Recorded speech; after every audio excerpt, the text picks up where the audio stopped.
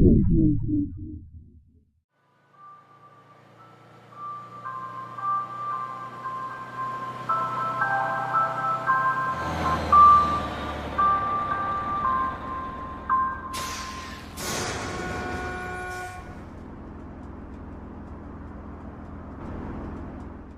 what's up, guys? I'm Omar Pasha. And I'm Mohamed Labib, and this is another game review from Overpowered Gamers. Today we're going to review Call of Duty Black Ops 2, one of the most anticipated games of 2013, and one of the best-selling games of all time. Many people thought that the game wouldn't change and it would be the same as Black Ops 1, but it turned out it was completely different. So, Labib, what's your opinion of the game? All around, I think that this Call of Duty has the potential to be one of the best Call of Duty games of all time. The flow of this game is amazing. The game is extremely smooth, especially because of its graphics. The producers of Treyarch did an amazing job at improving the graphics of the game. Well, yeah, compared to the previous Call of Duties in the series, this game looks outstanding, especially the new Zombies game modes. Yeah, it's the first time you get to compete against your friends online in the new game mode Grief. Grief gives you a new meaning to the Zombies multiplayer. Not just that, but they also added transit. Basically, you'd be running around all the zombie maps that are in the game, and you have the choice to take the bus that you guys saw at the beginning of the review. One of it is that it's all about discovering the things they added to the game. It's up to you and your friends to discover new locations and objects and learn how to interact with them in order to survive. Transit is more of an adventure mode, not like they said in the trailer of the game. Yeah, Treyarch made us believe that it's another campaign that is only for zombies, which I was really excited for. But that's just something that I don't think is going to happen in any Call of Duty game.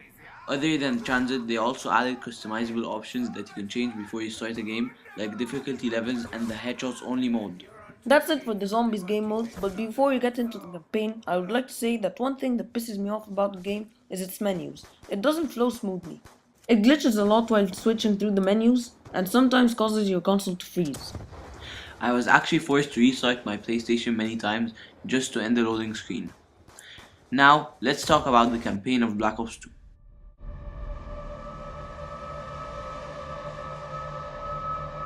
Aside from the fact that I'm still alive, none of this surprises me.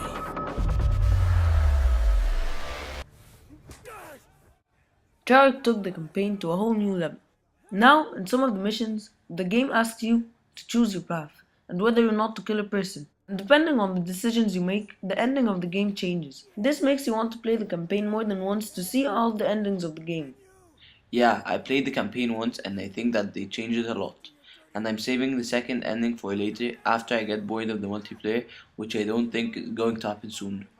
And now, the create a class system is not only for the multiplayer game, but it's also for the campaign.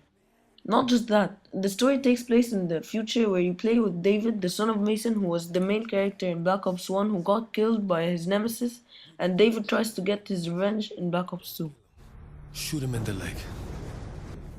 I decide. Last thing before we get into the multiplayer that I think you're all waiting for, I want to talk about the graphics. The graphics in this game is amazing. The producers of Black Ops 2 made an amazing job at enhancing the lighting system and optimizing the graphics. This makes the game look better on your console, not just the PC.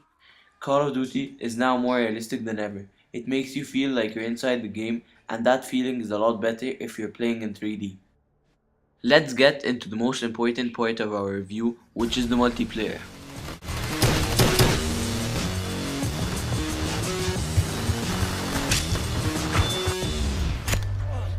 You gotta be mad. Let's go crazy. Out of your mind. If you wanna play with.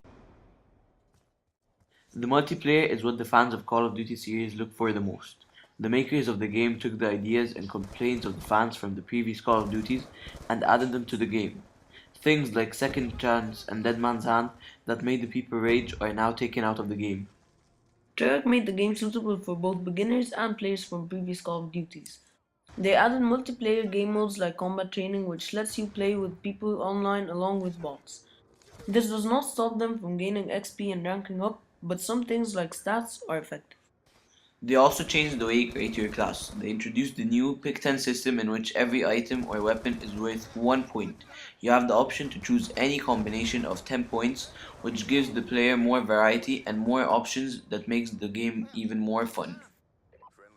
Treyarch made an outstanding job at making people want to play the objective.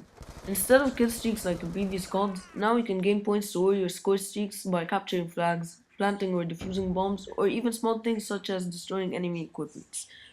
Yeah, I remember in previous CODs I used to only care about getting kills, but now I'm more of an objective player because it seems to be the best way to gain points in Black Ops 2. The only thing bad about the multiplayer in this game is the sound. You can no longer hear enemy footsteps while playing, and you also have trouble hearing your own. Not just that, but even the voices of the players in the game sound horrible. The way the language was spoken sound really fake, which disappointed me while playing. Overall, this game is incredible.